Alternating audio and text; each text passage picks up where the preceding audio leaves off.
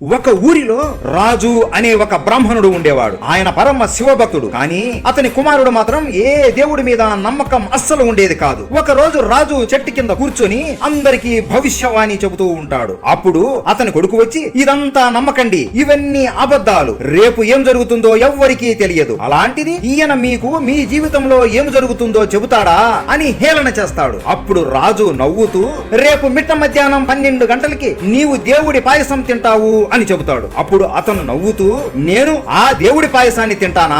ఇదిగో అందరూ వినండి, నాకు ఆ దేవుడు అంటే అస్సలు ఇష్టం లేదు, ఆ పాయసం అంటే కూడా నాకు ఇష్టమే లేదు, అలాంటిది నేను తింటాను అని అబద్ధాలు చెబుతున్నాడు. సరే చూద్దాం రేపు ఏం జరుగుతుందో అని అక్కడ నుండి ఊరికి దూరంగా అడవిలోకి వెళ్లిపోతాడు. అలా మరుసటి రోజు 11 గంటలవుతుంది. అతను చెట్టు కింద పడుకుని నిద్రపోతూ ఉంటాడు. అదే సమయంలో అటుగా వెళుతున్న బాటసారులు అందరూ భోజన సమయం అయింది అని వారి వద్దనున్న మూటలు విప్పుకొని భోజనాలు చేయడానికి కూర్చొని ఉంటారు.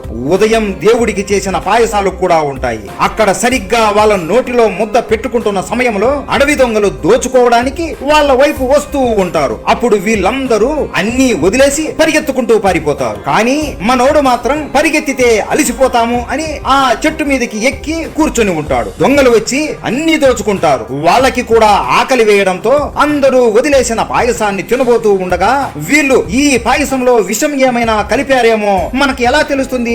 ఎవరికైనా ఈ పాయసం పెట్టి తరువాత మనం తిందాం అని అటు ఇటు చూసి పైకి చూడగా మనోడు చెట్టు పైన కూర్చొని ఉంటాడు. వాడిని కిందికి దింపి అందరూ కలిసి వాడి నోట్లో పాయసాన్ని కురుక్కుతారు. అప్పుడు సమయం సరిగ్గా మిట మధ్యాహ్నం 12 గంటలు. అయ్యా స్వామి, నాకు పాయసం తప్ప ఇంకేమైనా పెట్టండి, నేను తింటాను అంటున్నా కూడా వాళ్ళు వినకుండా, వీడు పాయసం వద్దు అంటున్నాడు అంటే ఈ పాయసంలో ఏముందో వీడికే మొత్తం పాయసాన్ని పెట్టాలి అని నోట్లో కుక్కుతారు. అప్పుడు అతనికి అర్థమవుతుంది, చేసుకున్న వాడికి చేసుకున్నంత అని. దేవుడిని నమ్మకపోయినా పర్వాలేదు కానీ హేళన మాత్రం చేయకూడదు అని. శివుడు అంటే మీకు ఇష్టమా?